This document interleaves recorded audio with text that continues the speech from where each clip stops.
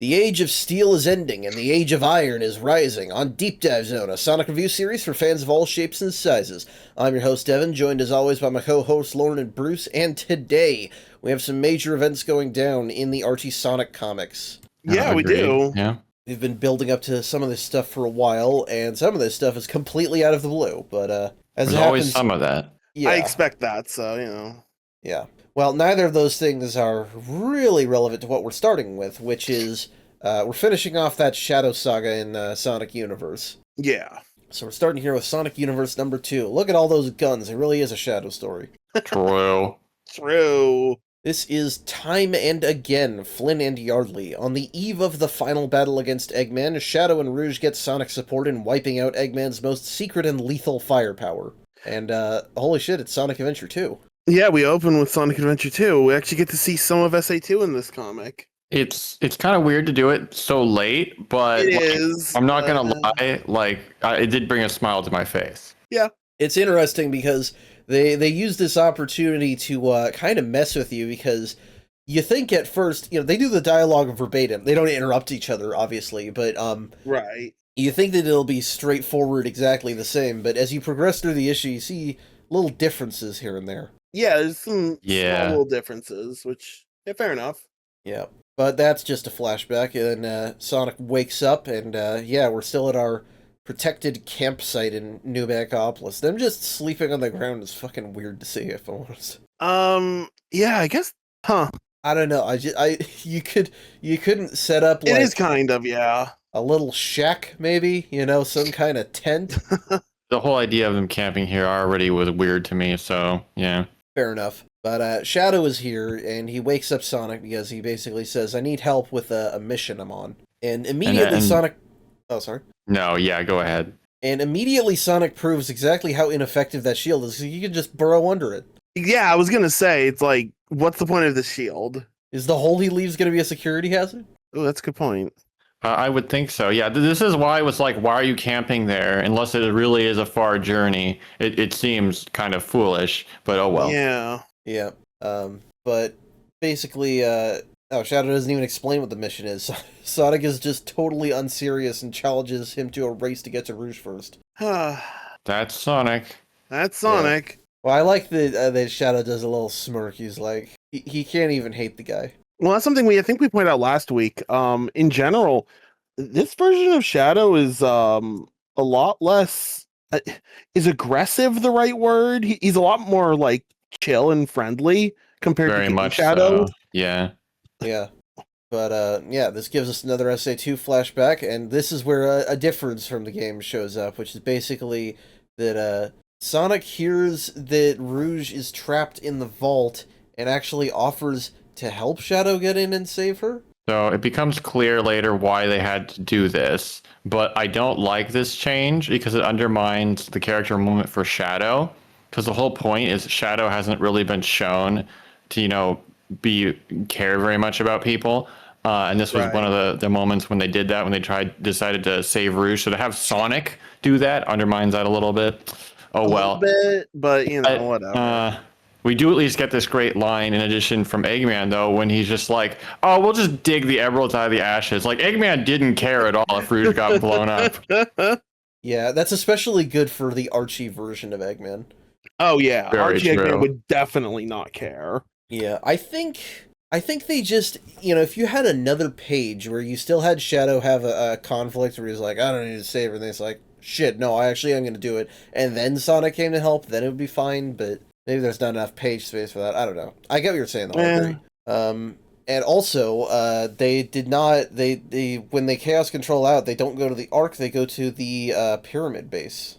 Yeah, that was an interesting change. Yeah, they're condensing and changing things a little bit, because this is when I realized, oh, you had to have Sonic come because like Tails and Knuckles aren't there. So they're rewriting the plot a little bit just so Sonic can still follow the same path of the arc eventually. What the hell were Tails and was it like Gruckles and Turbo Tails around this time or something like that? Maybe? No idea. Okay. That's a good question. I'm not sure. Anyway, in the present, Rouge says that Eggman has a big fuck-off laser that will destroy the hero's camp, and also most of the rest of Megapolis.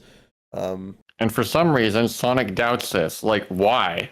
Well, so the idea is meant to be that this is him further, losing it, and Sonic wouldn't believe that he would be that self-destructive, but Right. he should have seen yesterday that that is absolutely possible. Yeah. I'm gonna get more into it later.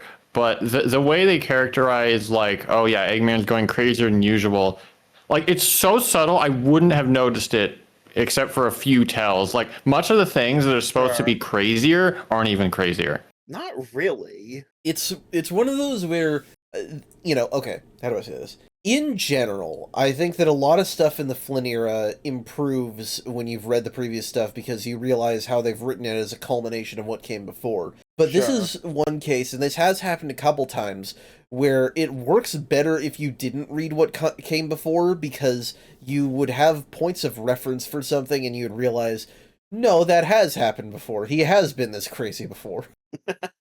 Right, yeah. Yeah. It's like, and it's tempting to then say like, oh, well, that makes it kind of a soft reboot in certain ways, but it's not, it's fully within the same continuity.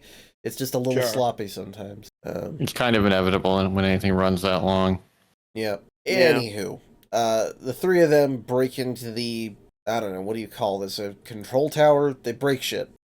It kind of looks like okay, it is a telescope building, right? Yeah, it is a telescope in like an observatory turned into a death ray. Yeah. And we flash between SA2 and the present at this point. Which gets a little, actually, it was a little hard to follow initially. I don't know why really I had a problem with present 1 year ago, present 1 year ago, present boxes in the top left. That's why they're there. With them there wasn't really that bad. Yeah. Yeah. Well, occasionally I missed them, and I was like, well, why are we in a different place suddenly? Yeah. Does mean that you don't have Knuckles and Sonic fighting over controls to the shuttle because Rouge just flies it. Right. I don't mind that. No, I mean, it was a gigantic waste of time in SA2, but Oh, yeah. Yeah, so they keep knocking the cannon around, and they essentially keep accidentally setting it further to fire. Yeah. Sonic and Shadow argue slightly more as they fight in the final SA2 boss. Fair enough. And it looks like they decided that the dark story ending is the one they were going with too, because Shadow wins. Oh yeah, he does. Yeah. We're not opening that whole debate of what counts or how they work together in that game. But the shot of the Chaos Emeralds before Final Hazard has them all green, and I was about to call it a mistake before I realized no, they are supposed to be green at this point. Yeah. I was actually disappointed they were all green because I was hoping they would accidentally screw it up by coloring them, have a reverse mistake. That would be a funny reverse mistake. Yeah. But the flashbacks kind of, they almost merge with the present as you have the final boss of SA2 go down, and also the Bio-Lizard fused with the Arc looks way grosser in this, but they have Shadow, Chaos control the blast of the cannon itself away, as parallels with them Chaos controlling the Arc and Final Hazard away, and then we cut between that, and unlike him falling there, Sonic catches him. He's like, "No, we're not doing that shit again." which honestly makes me wonder. It's like, what if he just done that in SA2? You know what? True. But I think done what? Grabbed Shadow's hand. But I was about to say, I think this is why it's significant, because I always did think as a kid that Shadow just died because he fell and Sonic didn't grab him. But that was why I was really kind of glad when Sid pointed out in our SA2 videos that it's because Shadow ran out of power, he was dying. Yeah, no, yeah. Except obviously he wasn't since he lived, but they didn't know that at the time. Yeah, at the time he was supposed to be dying. Sonic could have grabbed his hand, we would have avoided all that Shadow and Sonic Heroes shit, but no, but we also wouldn't have gone Shadow 05, and that game's funny.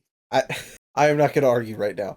The point is, the cannon is destroyed. Sonic asks if Shadow is coming to the final battle, and he's like, "Nah, you want all the glory for yourself, and I'm cool with that." Yeah, so you handle that. Don't worry about it. But they part on amicable terms. So Shadow and Rouge head home, and Rouge becomes a Sonic shipper. It's more, well, no, actually, it's just as believable in any canon. It would just have a different flavor in this canon.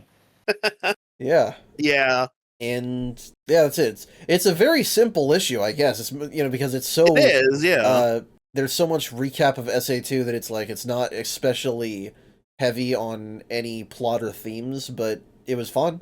Yeah, it seems like they want to do the SA2 story mainly yeah. I because they felt like didn't an do excuse that. to show. Yeah, I felt like They an didn't excuse want to to show just. part of SA2. Yeah, they didn't just want to do the whole issue as that though, because that would be extra weird. So they That made a would be- different story too. Which I mean, if they're gonna do that, I think that probably works pretty well. Yeah, Yeah, no major complaints. So we move on to Sonic Universe number 3. It's Gamma and Omega in the same issue. This is Yeah. a double whammy for sure. I didn't expect either of them. Yeah, and this was a crazy issue to read as a kid, but I guess I'll leave that until we get to it. This is Old Soldiers, Flynn and Yardley. Shadow is assigned to track down and recover E-102 Gamma, an E-Series Eggman robot who went rogue. Eggman orders the same thing from his new E-123 Omega, with the catch that recovery means destruction. Haha, very, very clever, yes. Yeah, so at the beginning here, the gun commander recaps a little bit about Gamma, and it was really helpful because I completely forgot Gamma was not destroyed in the Archie canon. I remembered, but I figured we'd never see him again. One would expect that they did that, and then they realized, why did we do that? And then they would just kind of forget about it, but I guess they're not. Basically, yeah. So Yeah, I mean, I can it's- appreciate that we're not forgetting about that. So it's basically the same deal as last issue, because in both the Gamma issue and the SA2 issue, they both end with, go play the game for the rest of the story, but in both Sure. cases, you can't get the exact same story by playing the game. Sure. So Ian basically says, nah, we're doing this now. Which, fair enough. Yeah.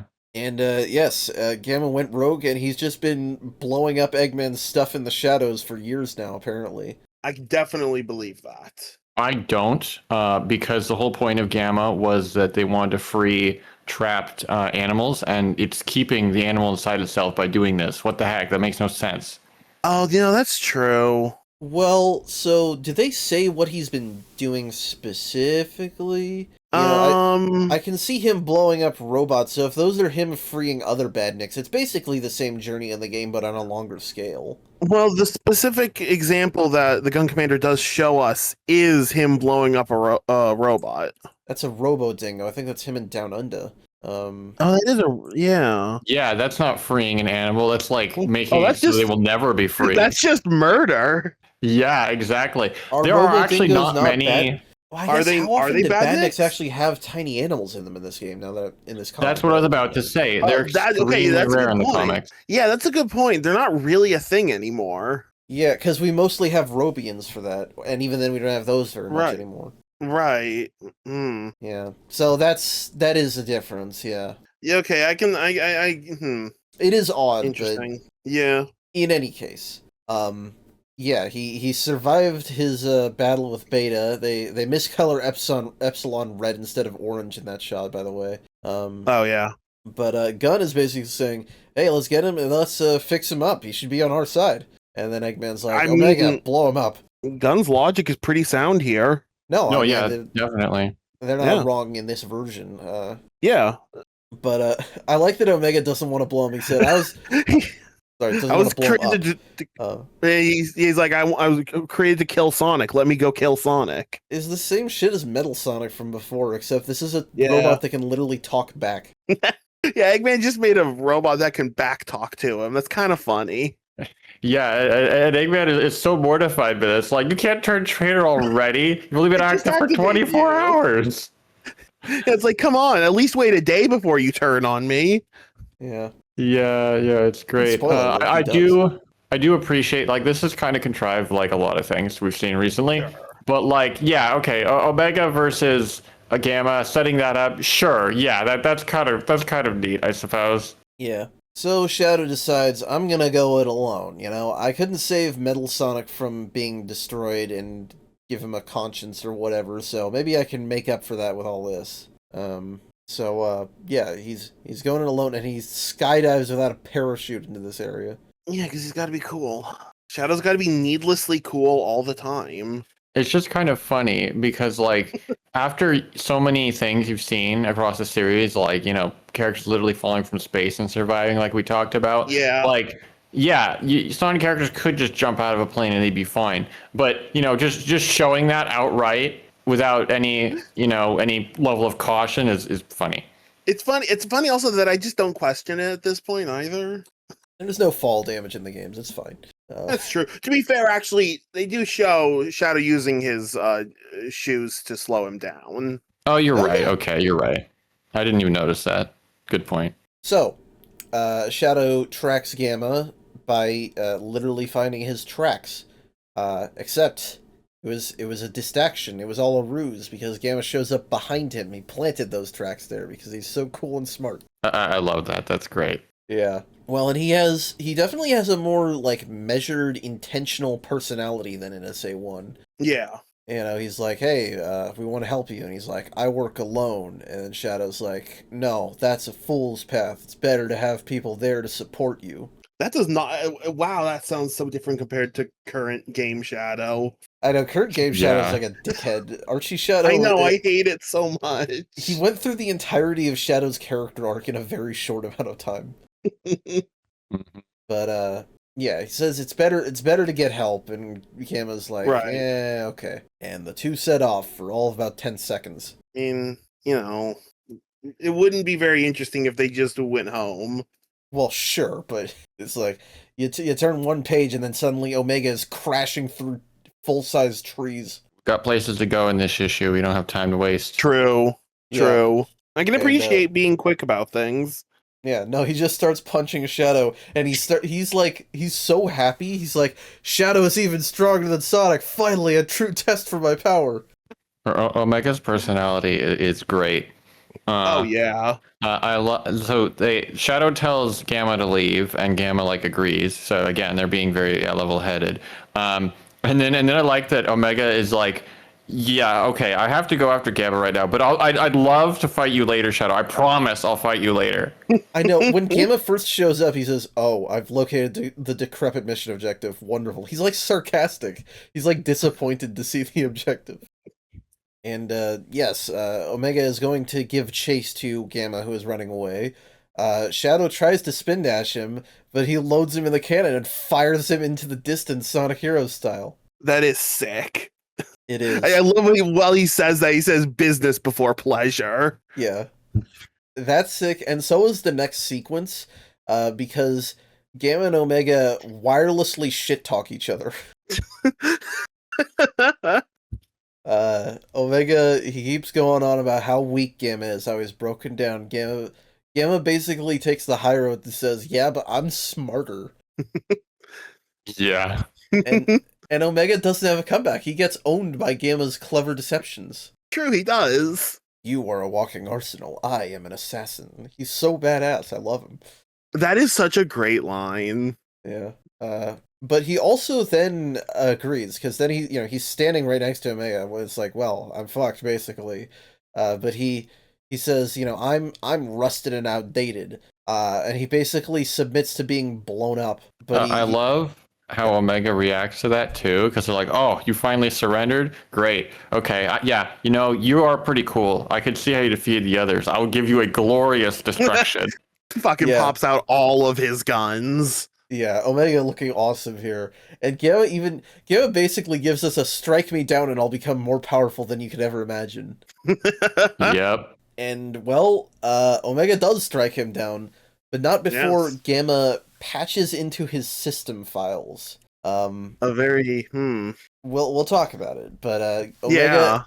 Yeah, Omega, well, he blows him up, the flicky bird goes free. That bird must be really happy because it's been 2 years inside here. That's what I'm saying.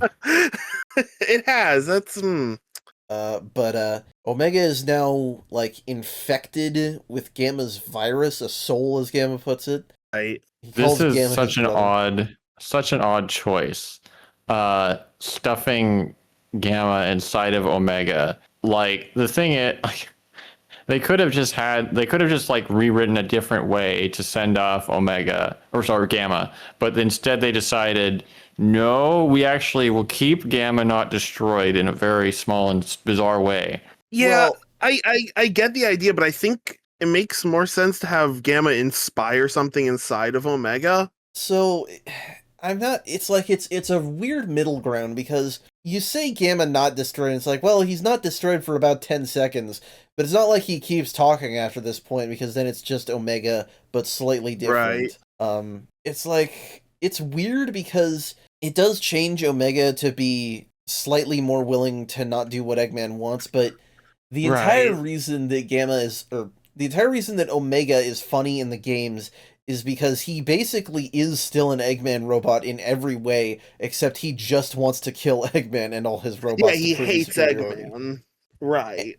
And he's not that here. It's just strange that it needed to be a change from Gamma being inside him for a minute until he gets Yeah. not deleted exactly, but so integrated that he loses his sense of Gamma-ness. Right. See, so I mean, it's like, yeah, I mean, you could actually say that both Gamma and Omega are gone after this, and there's You just get a some new merging character you get like here, a merging of the two. now. arguably. And that's the thing that I think is weird is changing Omega's character in an overt way instead of through like character development or something like a normal writer would do. Yeah, it's very odd just in general. I mean, it's like it's not it feels like it's a little bit just missing the point of Gamma or damn it, I keep getting them mixed up. It feels like it's a little bit missing the joke of Omega's character in the games, which is not that big a deal because he basically just becomes Omega from the games because of this. Sure. But it's weird that we had to get here by retconning him backward into a different character the first time. Well, yeah, because the thing is, they made this necessary on purpose, I'm sure, because they started out with Omega being different than in the games. Because Game Omega would have looked at Eggman and be like, "How dare you imprison me for so long?" and start blasting immediately. Right. That's how Game Omega works. I mean, they did complain about it a little bit, but then they decided to go along with it anyway for some reason because they were more focused on Sonic, and then even though they didn't get assigned to attack Sonic, so. I don't know why they did that to start, other than to force this bizarre thing. Yeah, it's a very odd decision. I don't hate it, but yeah. I think as part of me has to wonder if maybe this was just someone said they remembered Gamma existed and they said, "Oh no, we need to get rid of Gamma," and this was just the way of doing it. I mean, this is definitely we're trying to kill two birds with one stone here, ironically by saving a bird's life. But it's yeah, it's messy and it's strange. I do like that it makes Omega sit down looking like a child and then waxing philosophical about the meaning of life. Yeah, I don't dislike the result. It's just an odd way to get to it. Yeah, very, very strange decision. Anyway. Yeah.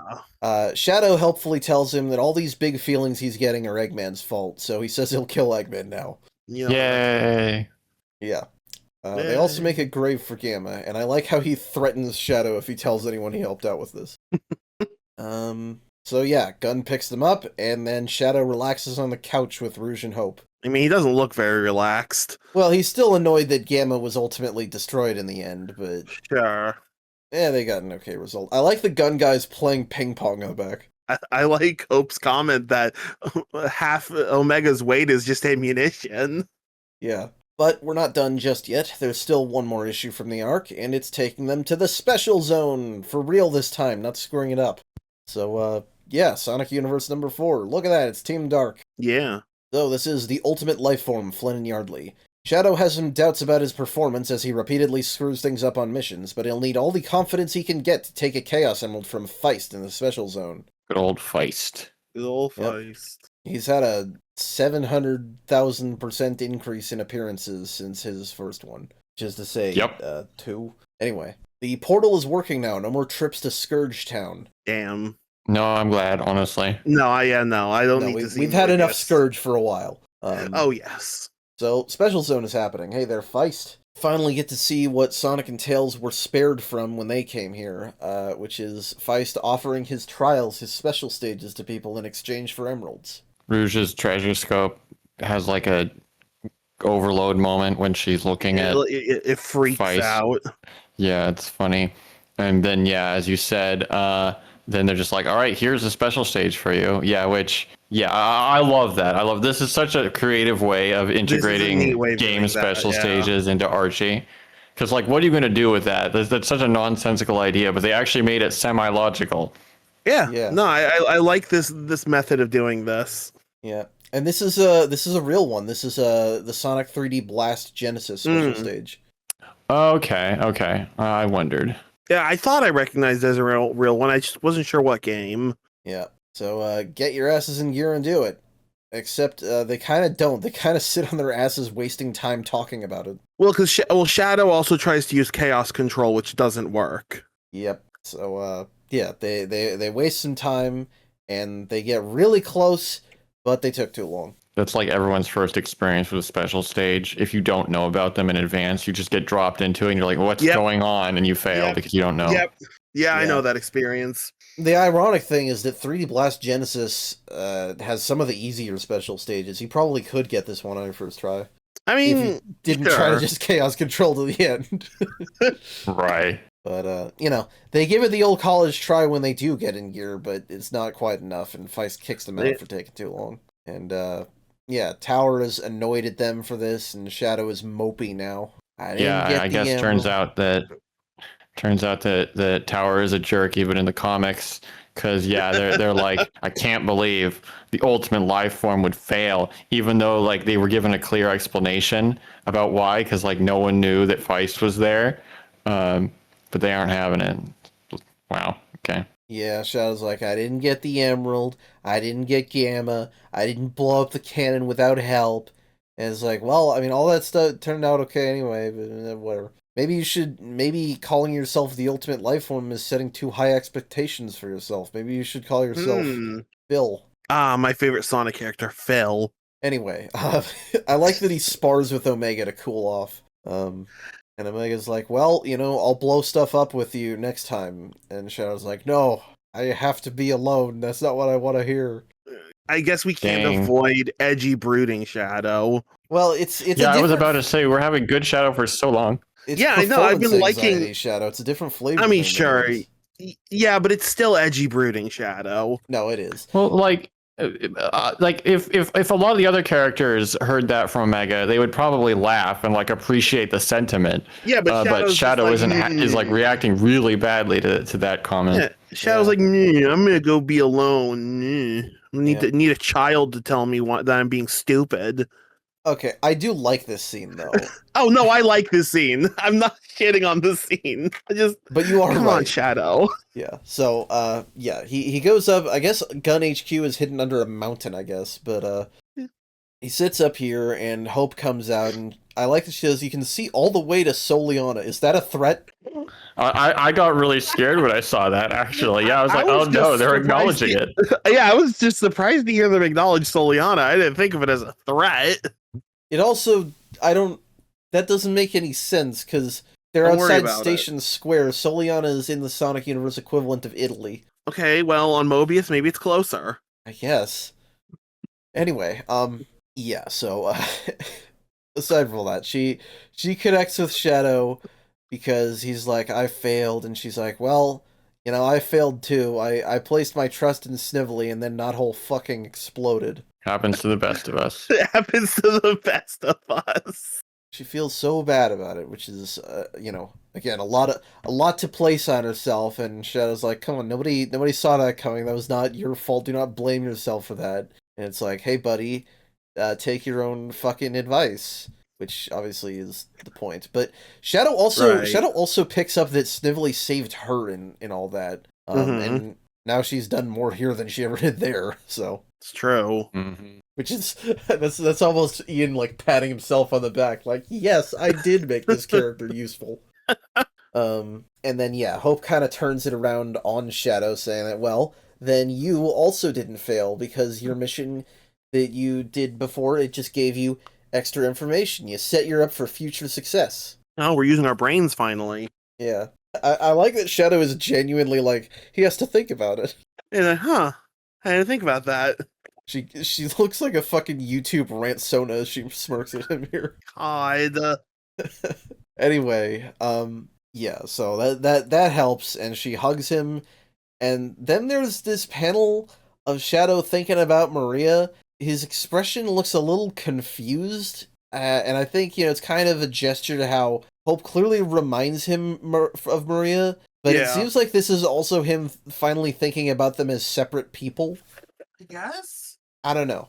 I don't know what this is implying specifically, but I like to think that the fact that he's not just seeing her when he looks at Hope is better. I mean, yeah, You're right that they did draw it differently here than they have it before, I think. So yeah. I don't know. It's subtle. Anyway, time to try again. This gang is officially Team Dark now, and Daddy Tower wants results. Damn it.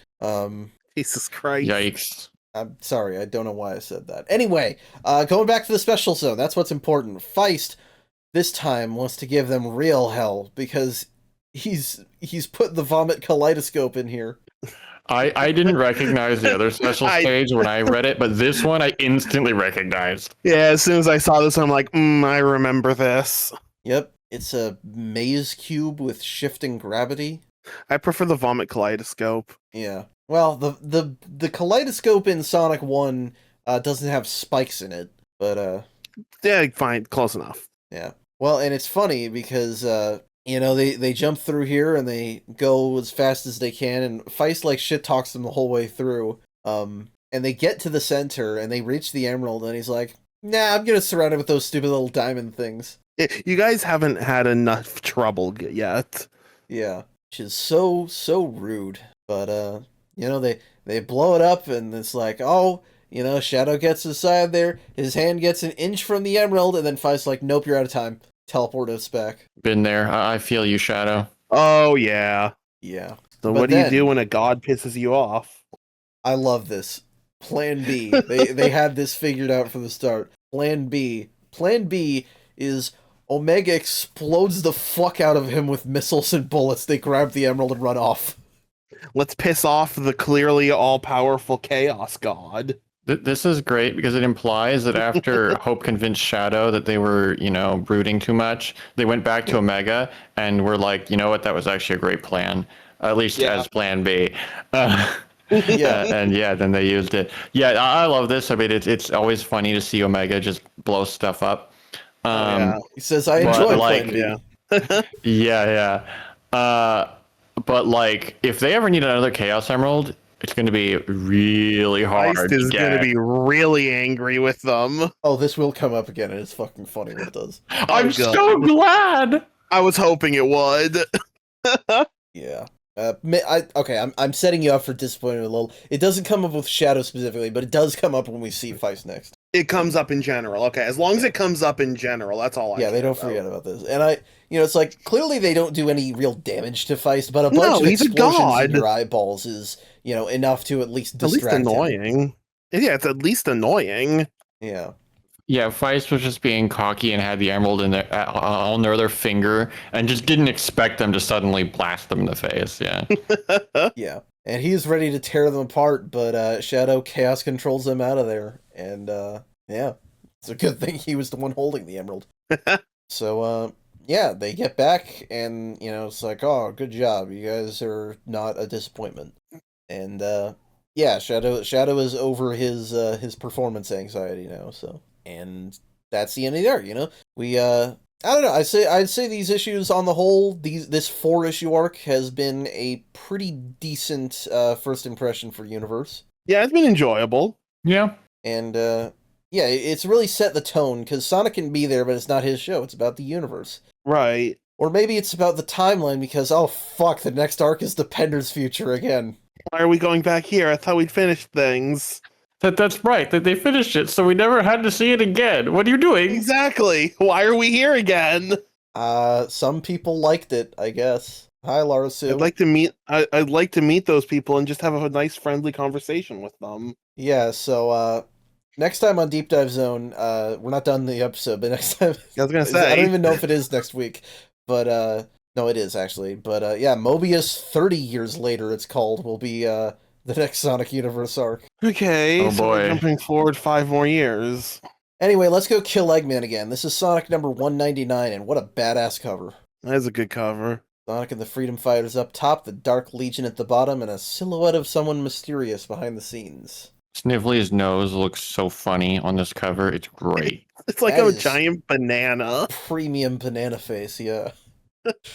Alright, knocking on Eggman's door, Flynn and Yardley. The Freedom Fighters and Chaotix commence their final assault on Eggman's base, unaware of the background scheming of Snively and the Dark Legion. I love the smell of fried Eggman in the morning. So right off the bat, I want to point out the color work on this issue is like really good. Yeah, I Matt can't put my Harms finger on is, exactly.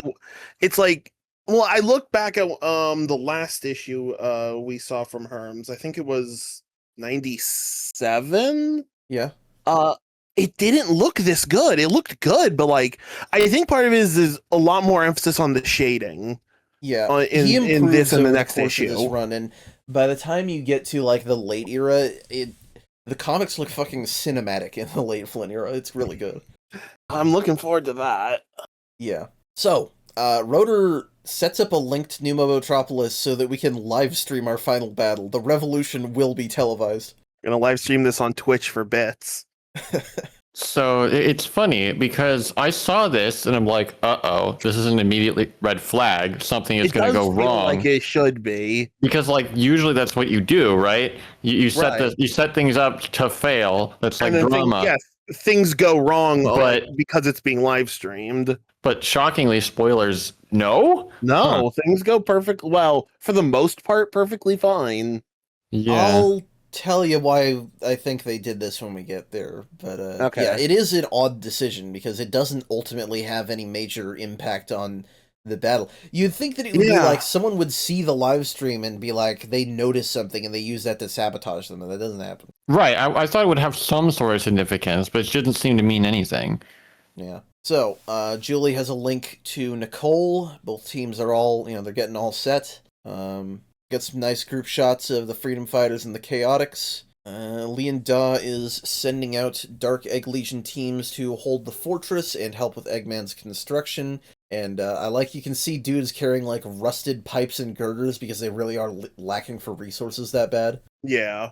Yeah, the teams are called Team Fire and Team Ice, I guess, as references to the Frost and Flame legions. Yeah.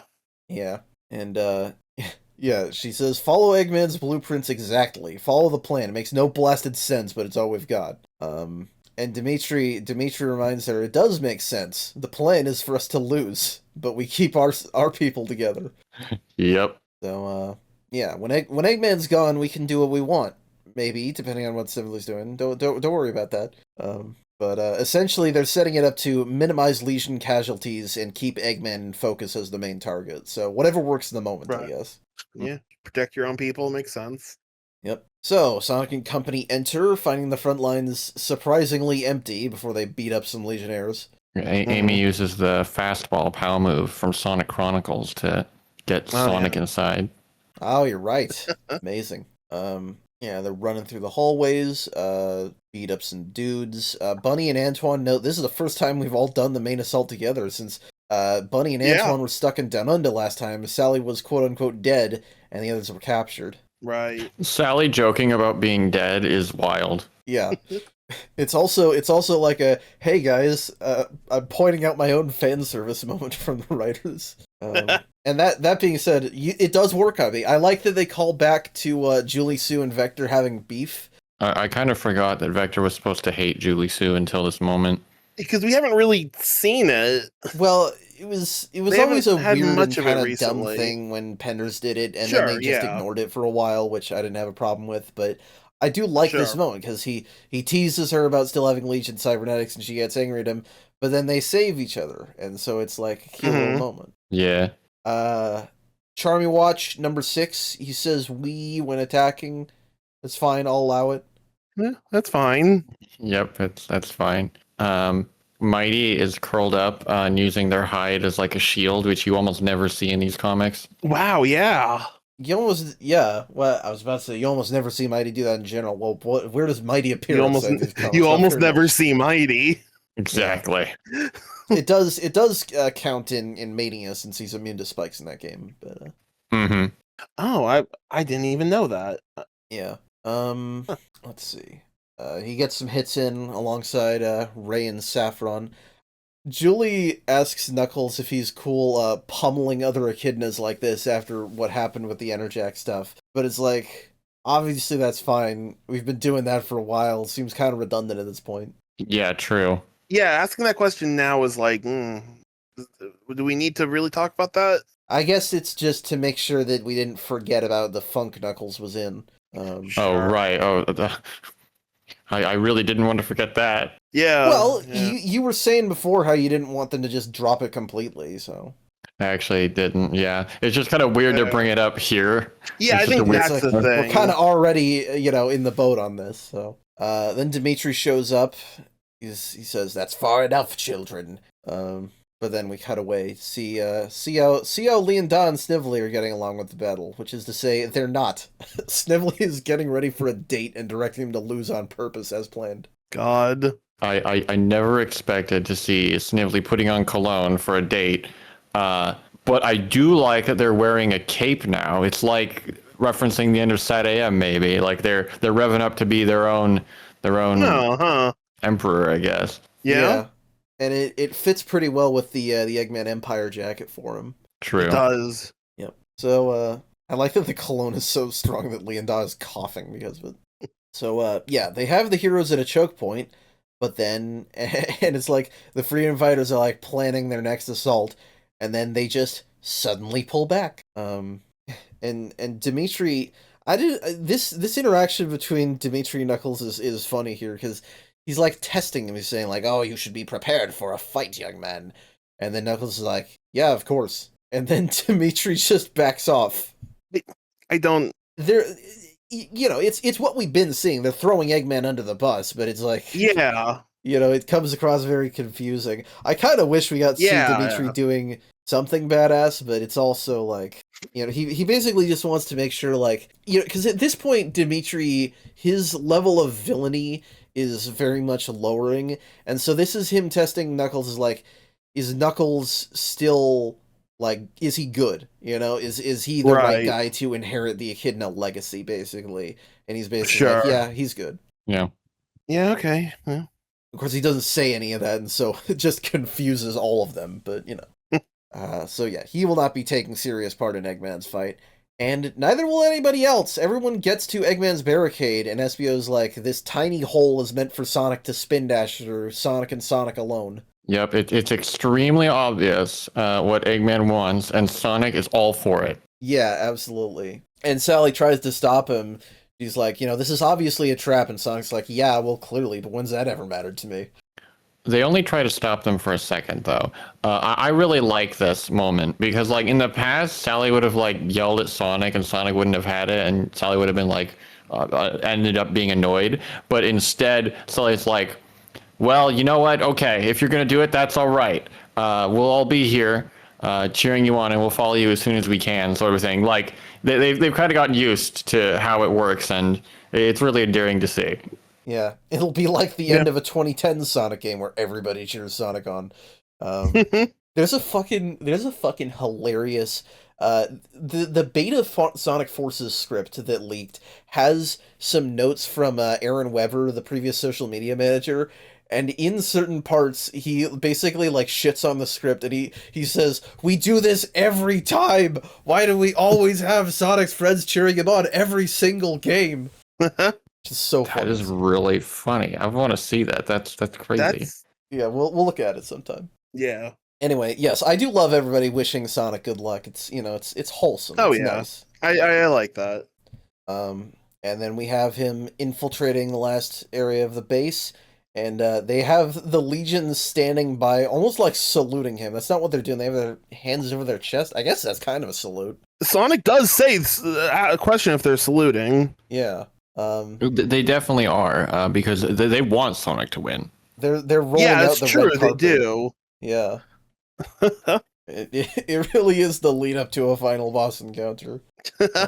Oh yeah, I was noticing this part is just straight up like a Sonic game right here. Kinda, It's yeah. honestly great. I love it. Yeah. So, Snively sends Leonda and her granddad out and goes to watch the Empire crumble in person. They're really setting us up for something that's going to feel like a Hall of Victory. Yeah.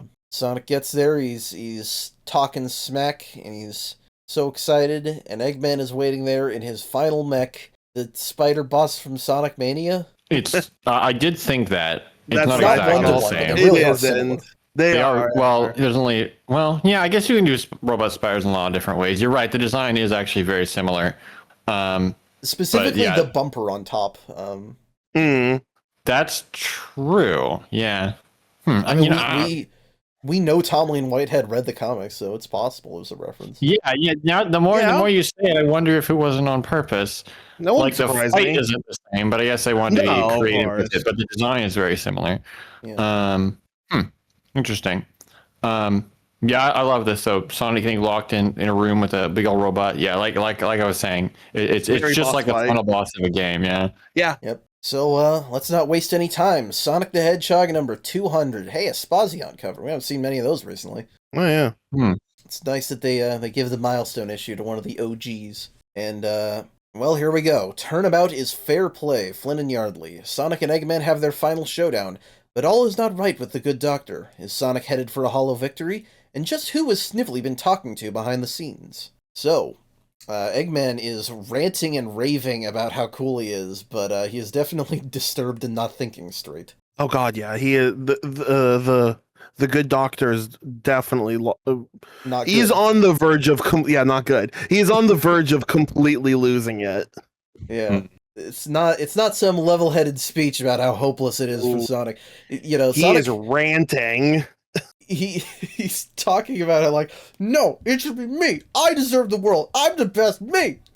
So I can't get too ahead of myself here, but this is kind of weird. Sort of what I was talking about before, the way they're losing it, and they're losing it more and more for some reason. And the way they talk about it here too. Eggman like has this whole rant about how everything they've done and how they should have just won by now. And they're like, oh, you remember the coup, Sonic? And Sonic's like, yeah, I was like 5. And they go through the whole thing, and Sonic is like just listening at that point. But it's weird that Eggman lays that all out, like, but that wasn't actually you, Eggman. That was a different Robotnik at that point. Like, True. if they were really recounting everything, why didn't Eggman be like, you know what, I killed you before, and I'll kill you again, something like that? It's just really weird that Eggman is acting like they've never won when they actually have won. I don't get that. Yeah, it is odd because, okay, you know, if you want to start with the coup and various victories in there, he did still do that in his own timeline, but, the fact that, you know, we go from the coup to then, you know, oh, a group of kids took back that city, says Sonic, but he didn't do that, and then he says, I came back, I took the city back. No, you came back to a different city after you already won, so it's like they're treating it like it's all one guy, and it is odd. I do like that Sonic says, what, for a month tops, and then you let the whole thing get nuked? That's such a weird issue. It was so weird that happened. Yeah. Yeah, it's like, I think they didn't want to muddy the waters, and it's like, you know, again, when I read this, I didn't know about that very well, when I was a kid, because I started at the Flynn era, and I was like, oh, I didn't have any problem with this, and it's like, oh, that does get weirder when you introduce the continuity. It would make more sense if they hadn't recently brought attention to this fact when they were talking to Sonic, that it's not the same Eggman. I can't go into the whole thing again, but this is the whole issue I have with the way they brought back Eggman. Like, it is ultimately less lame than just like resurrecting Robotnik, but it has repercussions here or there. Yeah. That being said, we still do get, you know, good action as we're fighting here, and, you know, Sonic has his smug sense of superiority really being validated here. And Sonic basically gives him the inverse of the speech that he got in 175. He's recounting all the losses over the years and how the world has rebuilt in the wake of his conquest. So it's cinematic parallels. And Eggman is, you know, obviously still trying to hit him in all this, and Sonic is he's dodging perfectly. He only gets one good hit in the whole fight when he grapples to the ceiling and catches Sonic on the fall down when he severs the cable. Right. And yeah, his dialogue gets less and less clever to the point where his responses to Sonic's taunts are just, no, you, and then just, no, stop it, rah. I can't follow where exactly we are in this fight, because it's actually a really long fight. There's a lot of pages. It is. I was just going to point out that most of the action I can follow. On page 9, though, there is a weird moment where it looks like Sonic is about to hit the spider's weak spot. It's like belly, but then what is it, like flip over in the blink of an eye? I can't tell what happens there. It moves way faster than it ever does in this fight, if that's what happens. You're right, it's upside down, because that's like the engine exposed, and then Sonic doinks off of it, and then Eggman's cockpit is suddenly right side up again. Yeah. And this is all as they're also moving through a big, like, vertical shaft, like Final Egg style, so it's also, like, knowing which way is up is a little questionable. Sure. Anyway, we get to the point where Sonic starts breaking the spider's legs, and Eggman is not even talking in complete sentences anymore. And he really isn't paying attention to how much Eggman is just, can't, won't, let, not this time, and yeah, he severs one limb after another, doing what he does best, smashing it to bits, as Eggman lets out one final, I hate that hedgehog, a la Adventures of Sonic. I do appreciate that. It's been a while. I like it. And I do love this panel at the bottom, where his face is literally being bisected, broken in two by a vision of Sonic's victory. Which is a good panel. Yeah. So, yeah, the thing falls to bits. Sonic catches Eggman's glasses, which is an odd, well, I know why they do it, but, yeah, I get why they do it. Yeah, he says that was cathartic. He says it in a panel is just a white void, so you can use this as your exploitative forum weapon if you want. Oh my gosh. But yes, he resumes his usual taunts after defeat, but something has happened that Sonic didn't see coming. Eggman goes fucking berserk. He doesn't have the glasses, so you can see his manic, crazed, pinprick red pupil, black sclera eyes. And I don't remember if we've seen if this version of Eggman has the black sclera eyes. We have not. We have not, because I do like that addition, though. Up That until is a few neat, issues yeah. ago, they were drawing Eggman as if the glasses were his eyes. That was something that changed during the Flynn era. That's right. Yeah. So, yeah, the return of those eyes for specifically this bit is very effective. Yeah. He screams, he writhes around on the floor, he tears out his mustache, flailing You know it's around bad like a when they lunatic. do that. Yeah. It's just this is just a complete mental break. Babbling incoherently. He collapses into a blubbering mess on the floor, and Sonic is legitimately concerned. He's like, Sal, what's going on? I'm legitimately concerned. This is way over the top. This is insane. I did not expect this at all.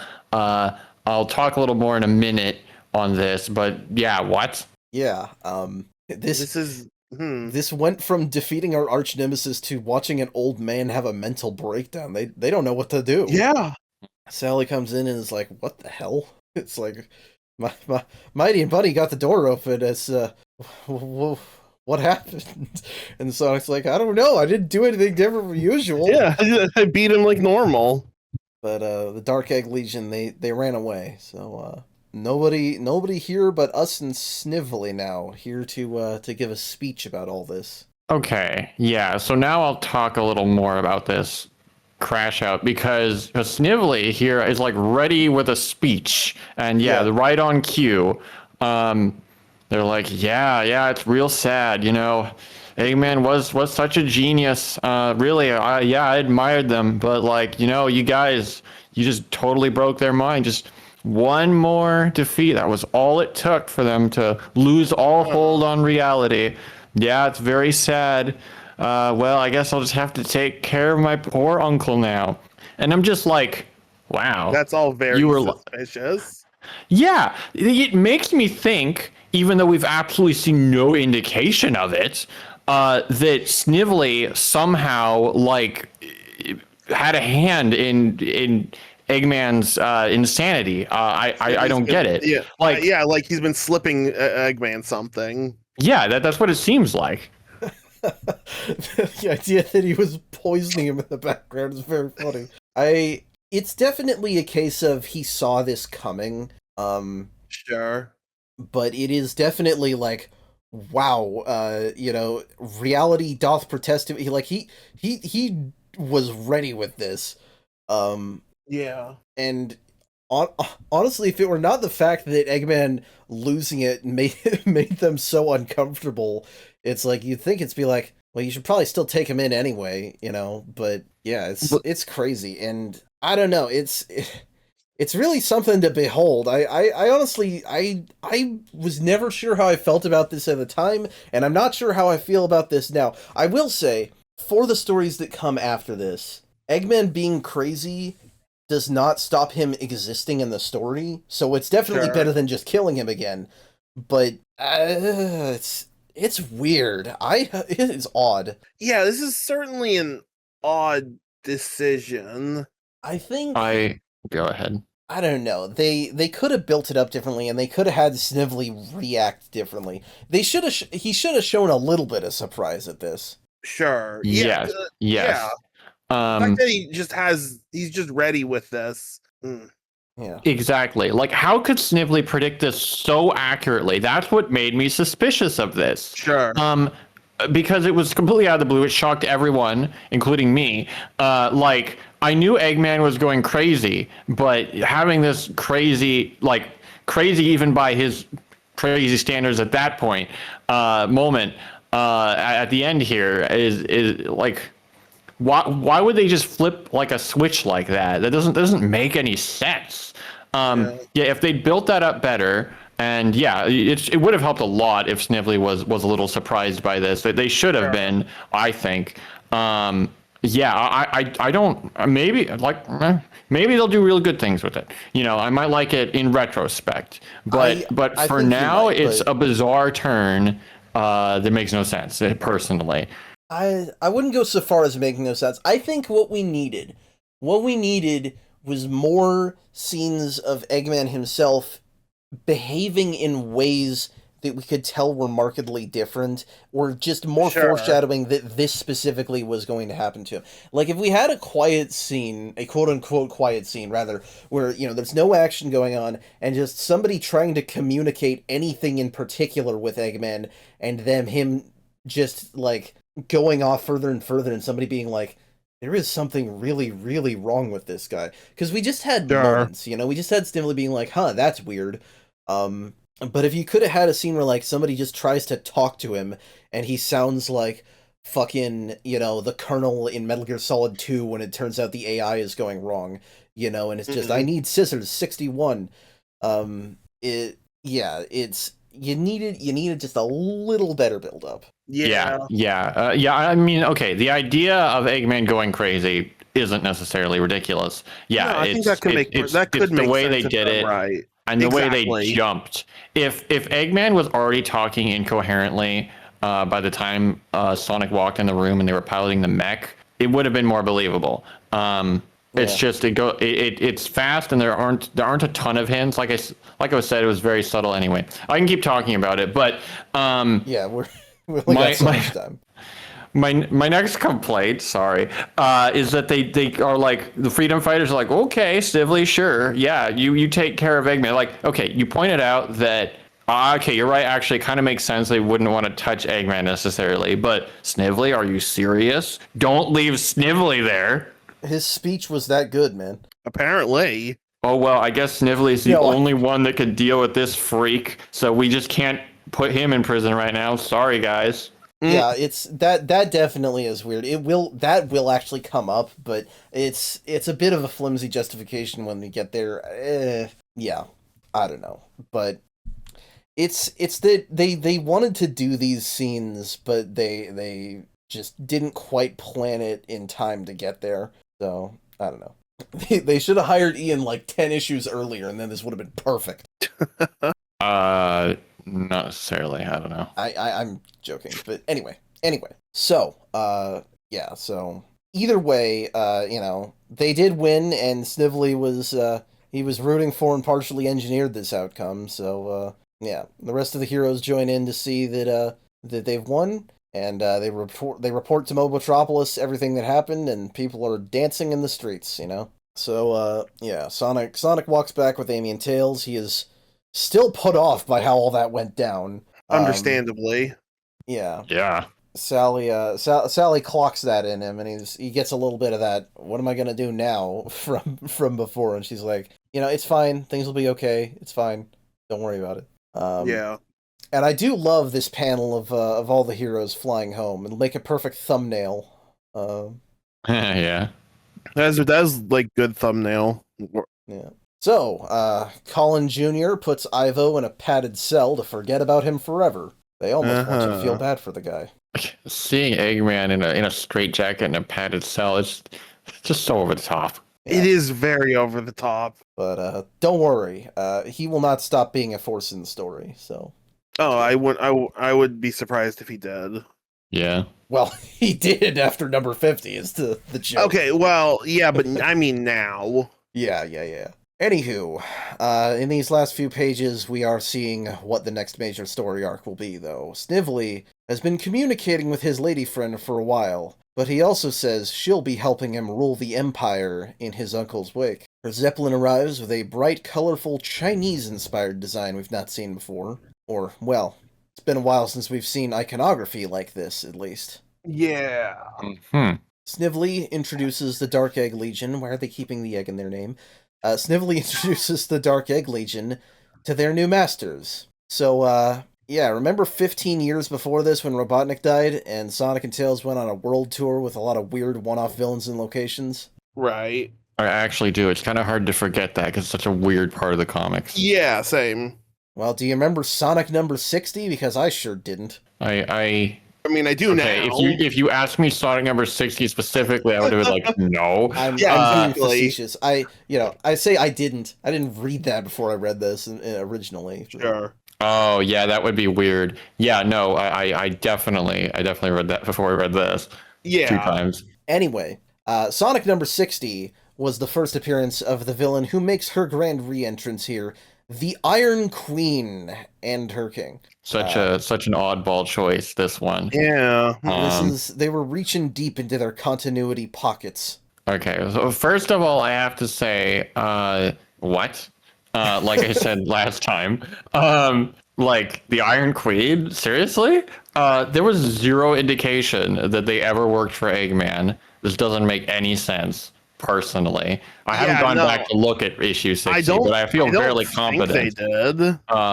That there was no indication of that. You could have fixed this so easily because all you have to do is get Snively to contact the Iron Queen by means other than the Eggnet. Like, Snively was fed up with their situation. They would have allied themselves with someone else. They didn't have to be associated with Eggman. The fact that the Iron Queen is part of the Eggman Empire, apparently, at one point, doesn't matter, at least yet. Maybe they'll do something with that later. But for this moment, that's just an oddity. I don't get it. It's kind of like they were trying to throw you off on purpose because probably 1 or 2 people predicted this. But, like, I doubt hardly anyone did. I can't imagine. I mean, I know personally I did not see this coming. They had Snively calling her Regina, which she was never called in the original comic, so it's like they deliberately obfuscated it by giving her a first name at all. Sure. Yeah. All that said, though, I mean, great. I love it when they bring back things out of nowhere. Oh, yeah. That's one of my favorite parts of these comics. Oh, yeah. I'm definitely excited this is very neat. To see this. This is a random character. There's a lot of opportunity to do interesting things. Yeah, sure. I remember thinking this arc was cool as a kid, and this is going to be a big thing. So yeah, it is going to go for a while, but yeah. So obviously the threat is not gone for good, but next time on Deep Dive Zone, we'll let our heroes enjoy their victory for a little bit. Yeah, for a bit. Not very long, really, but anyway. Can't let them enjoy it for too long, or things get weird again. Yeah. Yeah. Anywho, that is it, and Yeah, so definitely interesting comics today. It's like Sure. I agree with a lot of Lauren's complaints, but I still don't know if I'd call these last two bad. The Shadow ones were mostly just good in general. I don't think they're bad. It's really just fucking odd. weird. It's Yeah.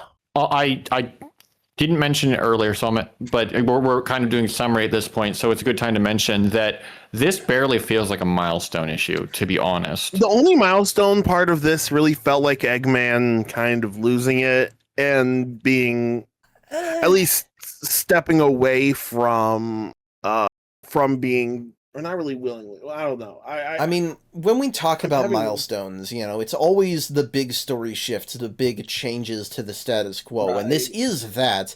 But I do agree that, like, you know, the fact that it's a small team of, like, what, 12 people, you know, performing a strike on a city that's been mostly destroyed by other giant status quo shifts, it doesn't Sure. feel the way that it did back in the day. And that is partly because it felt like the old comics wasted a bunch of fucking time getting to their milestones. Fair. So- Yeah. Somehow this didn't feel as much like a culmination though, than some of the other ones personally. Another thing is structurally, I was surprised reading through this issue and like looking at it and like Sonic is still just fighting Eggman's robot. Why is that still happening? It's like half the issue they spend on that fight. Well, like I said, there's a lot of pages, not much to talk about because it's just a big fight scene. But like usually more happens in these issues. Like not a whole lot happened. Yeah, well, and that comes with the writing, because you have the Dark Legion and Snively intentionally not fighting back that hard. So yeah, they kind of played themselves in that regard. But Yeah. you know, it's not bad by any means. None of this- It's definitely This enjoyable to This read. is all us, you know, holding it to a much higher standard than we used to. So it's definitely yeah, it's interesting. So I don't know. I guess we'll see where this one ranks if we ever re-rank the milestone issues. Might as well. Yeah. 2 separate milestone issues get eaten up by Mega Man crossovers later on. It's heartbreaking. Oh my gosh. Anyway, with all that being said, that is where we are going to be done for tonight. Next time on Deep Dive Zone, we'll have exactly 1 issue of the regular comic, and then the fucking Mobius 30 years later arc. Oh boy. But for right now, that is where we're gonna be done for tonight. So thank you all so much for watching. Thank you to my co-hosts for being here. Thank you to our lovely fans. If you like this video, please feel free to share, like, comment, and subscribe. And if you have any questions, comments, criticisms, suggestions, or feedback, you can reach us at any of the links in the link tree in the description. I hope you all have a great rest of your week. We'll see you next week for another exciting episode. I hope you have a good rest of your night, and take care.